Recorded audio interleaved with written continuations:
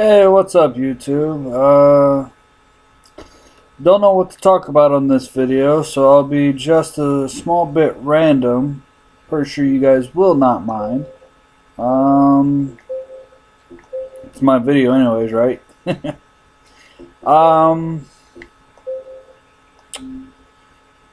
Basically this video I'll be talking about random things. Gaming, Yu-Gi-Oh! And some basic rules of life. Possibly. I also would like to let everybody know the new game of the month is Brothers: A Tale of Two Sons. However, that's not the game that interests me. On the 16th of this month, Sniper Elite V2 comes out for free for Xbox 360 for gold members. I'm looking forward to this because when the original Xbox was the first out before 360, they had Sniper Elite. I love sniper games. I don't do any of that quick scope bull crap or any of those modded controller crap. I mean, yeah, it's good against when you're playing against one-player lane games, but when you're playing online against other people, that's lame. You don't got no real skill, man. Skill comes from playing the games and earning what you get. Using a controller, it's like saying, I'm going to put a chip in the back of my head and, oh, look at me. I'm stronger than you now. Ho ho! You know? Pretty silly if you think about it. We're not cyborgs. We got something cyborgs probably don't have half the damn time. Come on now. It's called logic. Or reason.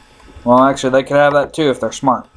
But on a different note, my last video was Yu-Gi-Oh! Basics 2.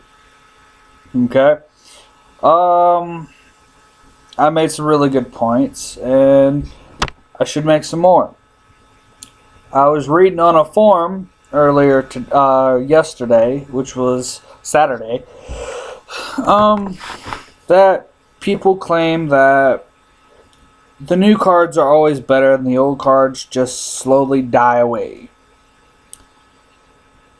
I found this as an insult to Yu-Gi-Oh! Period.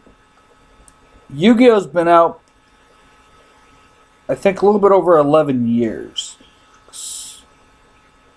Yeah, I would say a little bit longer than 11 years. And the old cards do not die out because I'm living proof of that. Yeah, I don't have any of the new Pendulum monsters or any of the new decks because I don't choose to have them. Why copy what everybody else does? Oh, this dude's got this deck, so we should try to get that deck too, so we can try to tier. Makes no sense. As I explained in my last two videos, Yu-Gi-Oh! Is about fun. Not, I win, I win.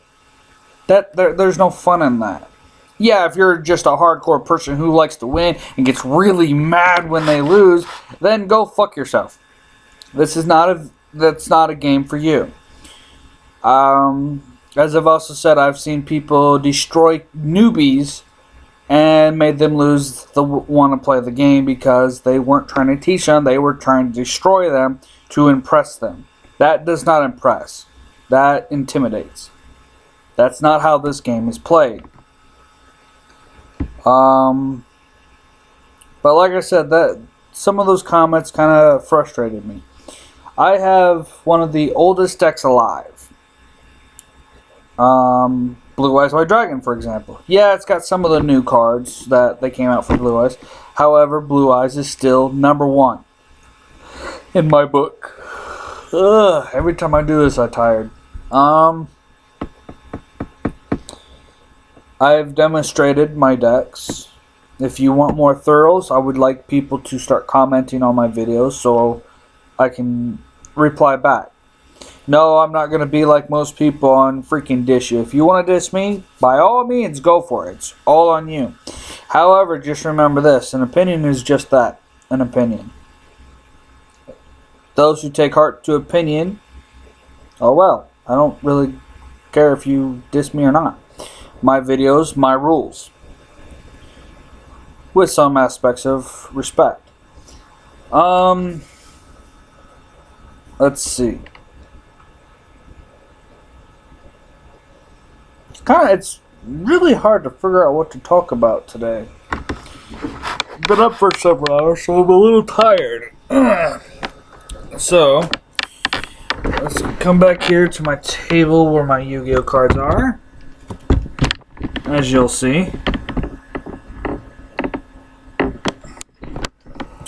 I do quite a lot of experimenting with my decks. I create new decks just for fun.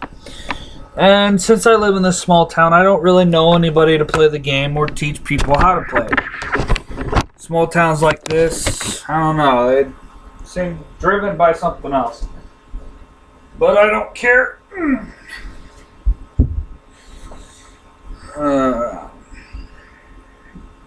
But I do have something we could talk about. It's an Xbox 360 game. Let's talk about Diablo 3 Reaper of Souls. I've played both. I would say I own both, but that would be a lie. I do not own the first one anymore. Diablo 3. Reaper of Souls increased the capabilities of your characters. Yes. Added a whole new chapter in it too. Yes. One thing that I found a little bad was that you could not pick the spells and stuff you wanted on, let's say, your wizard. Like me, I like having the little familiar that increases my magic power and having magic weapon activate at the same time. This made the wizard so aggressive that his attack power would probably almost all the time be stronger than any other character.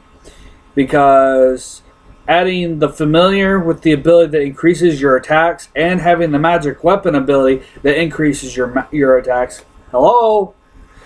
But, however, I will give the game quite a bit of credit. I'm currently Paragon level 101. And almost every character I have, one of each, except my Witch Doctor. Keep forgetting that name. I'm still working on the Witch Doctor, but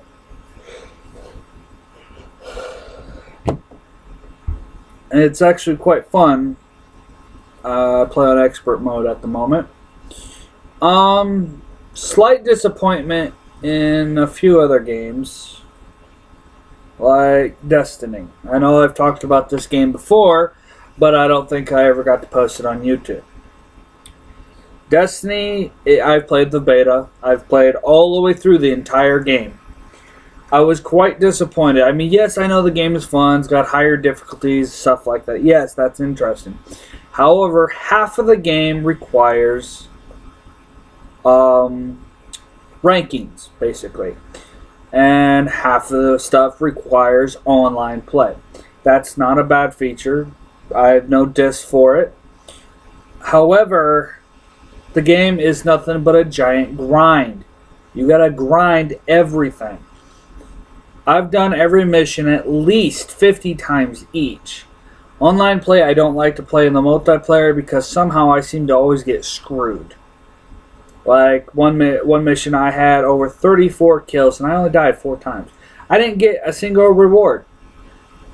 And the new player on my team was there for like 2-3 minutes. He got 1 kill and he died 16 times.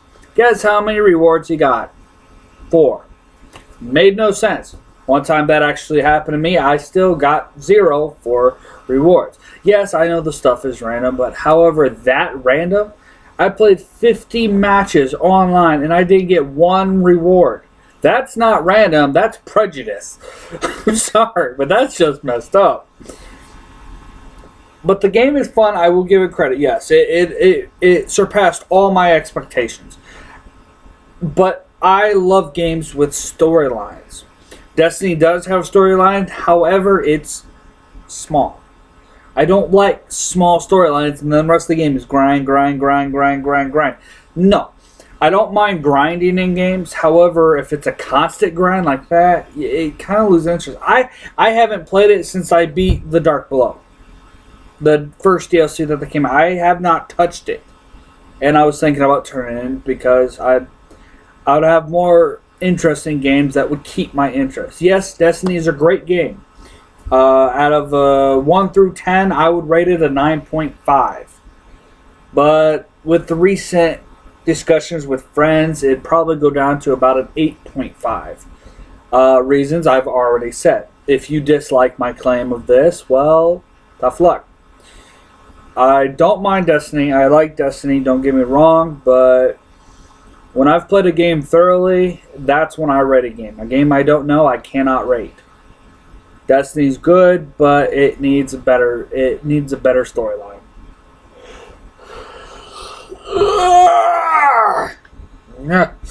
Trying to wake up here. Here we go.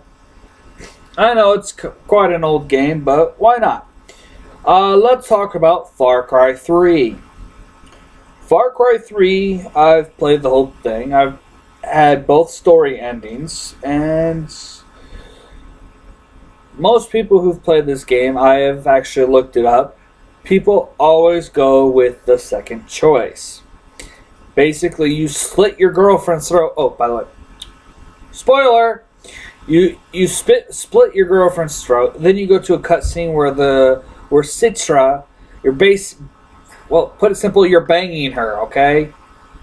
But what sucks about this is she kills you with the very dagger you used to slit your girlfriend's throat. Okay. About, I think 57% of people have gone with this as their very first completion of this game. In truth, I'm probably part of the percentage because I did as well. And it was a big fuck you in your face. I was mad. I died. What? So I did the other storyline, and I kind of seen that coming. It was good, don't get me wrong, but I kind of seen it coming. Sistra, the man who's been helping you this whole time, gets mad at you because you deny Sistra. So he tries to kill you, and Sistra saves your life by dying, by taking the dagger herself. I seen that coming. But I don't expect to die, and the last things I have is, pleasure. Come on now. So I will rate this game a 9. It's got free roaming capability. It's got different types of weapons. Sniping. The swaying kind of bugs me, but that's with almost about 98% of all games that have snipers. I am a sniper at heart. I wanted to go that when I was in the Guard, but I chose family, so I didn't get to do a lot of stuff I wanted to growing up. But I'm still a Guard. I've got Marine blood in me, stuff like that. Because I also go by military time. Like right now, it is currently 06:3300 hours. And for those of you who doesn't know what that is, it is 6:33 a.m. And I've been awake since yesterday. This is already going on 13-minute video. Let's talk about Yu-Gi-Oh real quick before I end this video. I'll make sure it's under 40 minutes this time. As you've seen, I've got different piles of cards here. 2 stacks for effect monsters, 2 stacks for spells, so on and so forth. However, we're going to talk about ritual monsters today. For those of you who don't use rituals or don't know what they are, well, you need to go back to basics. Ritual monsters are monsters that are in your deck that you cannot summon without the ritual card. In this case, we're going to use the Paladin of White Dragon. This card is good for a beginning Blue Eyes White Dragon deck if you want to go old school like I do half the time. To summon a ritual monster, you must follow what the ritual card clearly states. There's different types of them. One of them, like for this one, is the Ritual of the Paladin. I can't remember its name. I would have to look for it real quick. But basically, I have to play that spell card, give up a monster that is level 4 or higher to be able to summon this card from your hand. Only from your hand. If this card is in your graveyard, out of play, or in your deck, and you have the ritual summoning card in your hand, you cannot play this. Because you'll be wasting there. You can't summon it because it must be from the hand. Ritual monsters is considered a special summon, but it's also called a ritual summon, so it's ritual special summoning. This does not take up your normal summon turn. Now, For those who didn't watch my first 2 videos, I do not recall if I added this, but a normal summon happens 3 ways. 1, you normal summon a monster in attack mode. 2, you set a monster which is in defense mode, since you cannot set it face up without the effect of a card. If a card does not say this, you must set it face down in defense.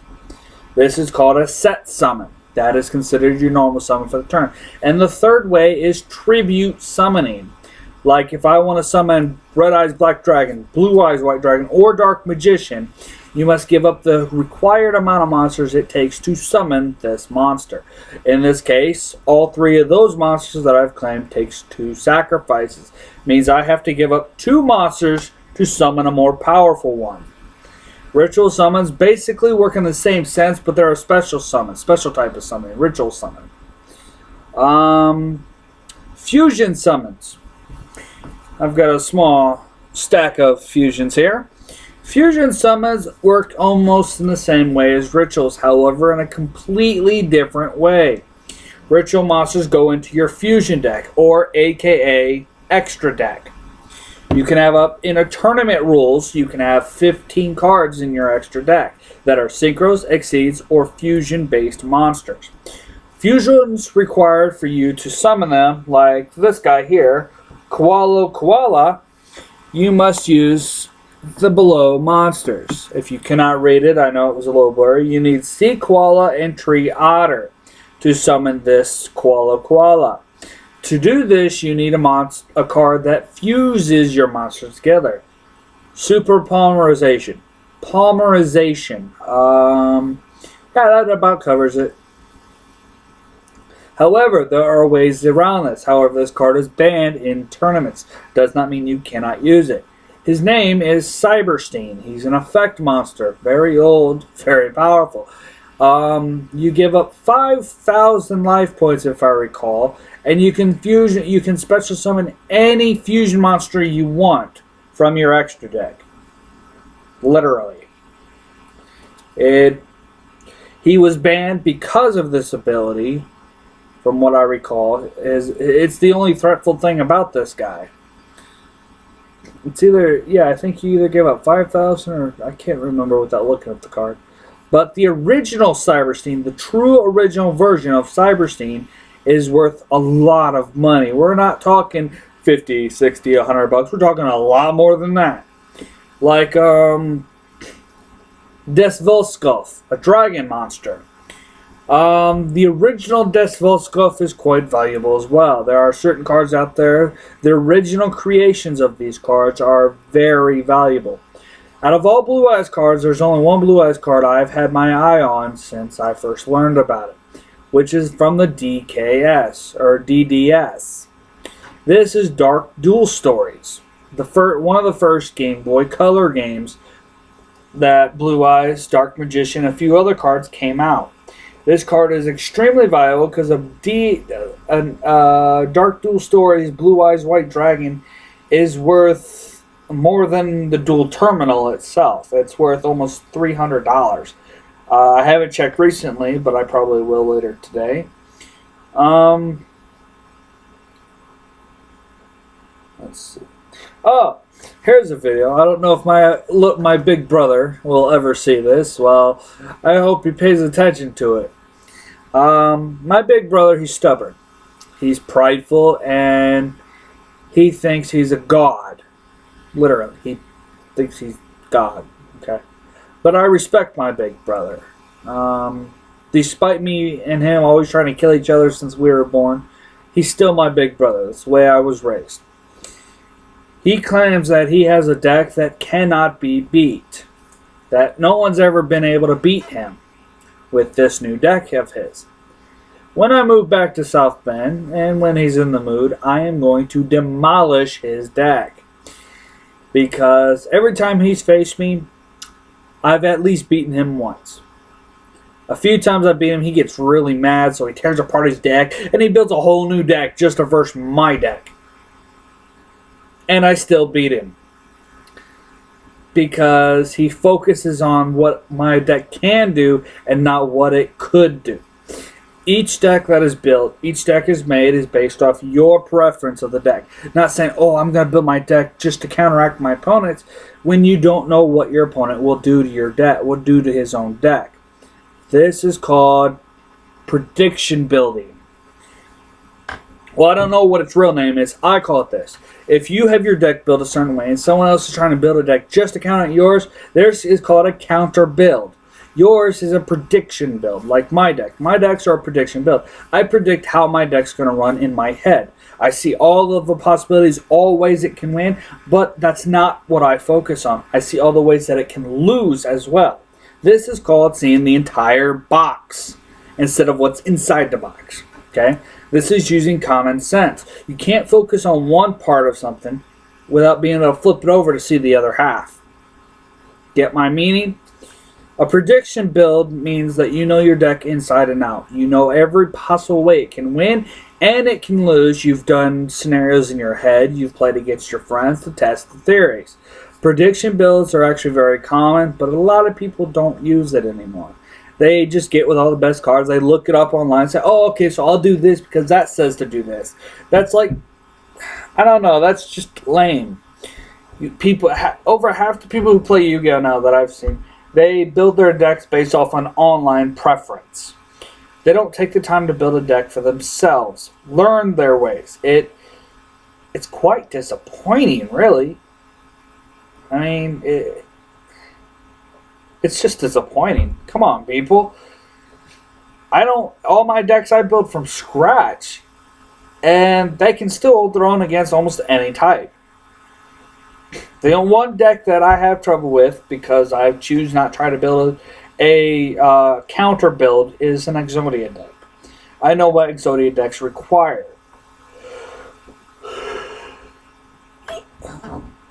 So why would I want to build a counter deck just for an Exodia deck when that ruins my fun? Best way to build a deck? Well, if you really want my true opinion on it, follow this and your brain. If you really truly love Yu-Gi-Oh! You don't do say someone says, oh, you do this, you should do this, this, and this. You make what you should do. You see your deck, you build it how you choose to build it. This is called scrap building. Structured building is decks that already have their own structure, like the structured decks that come out for stores. Building your deck based off what people say online, what you need for that deck to make it unstoppable, which is not true, that is false, and that is contradiction. Because no deck is unstoppable, every deck has a flaw. I've said this a few times in my videos. There's no such thing as a perfect deck. There may be unstoppable cards, yes, but there's no such thing as an unstoppable deck. If you can stop the deck, you can stop the card. Until someone can prove to me there's a deck that has no flaw, no weakness, do not quote it unless you can back it up. I will end this video here. Like I said, this is basically a somewhat random video. And Facebookers, if you've watched the end of this video, you'll see that I will be posting it also on Facebook. To my friends and family, for those of you who watch my video, don't just like my videos. Can you please comment? And not some lame comment through every little thing like, you were bored, you were bored, you were bored, you were bored. Because that gets annoying. It shows that you weren't really paying attention and you just want to acknowledge. That makes me feel left out a little bit here. To my brothers, James, Dwight, Arthur, Thomas, and my big brother Tim, comment, watch, reply, give me some ideas. I need help making my videos. For those of you who haven't seen me in a while, yes, I have long hair. And I'm not proud of it. I don't like long hair, damn it. But I have to last for at least another month or so because of the cold. Otherwise, I'd probably be sick. I will now end this video once it hits 25 minutes. It's currently 24:38. Some of the oldest cards I have. Prideful. Like Shield and Sword. We'll just end it here. How's that sound? This is Hell Phoenix 24 from Xbox 360, also known aka Crimson Assassin. Adios.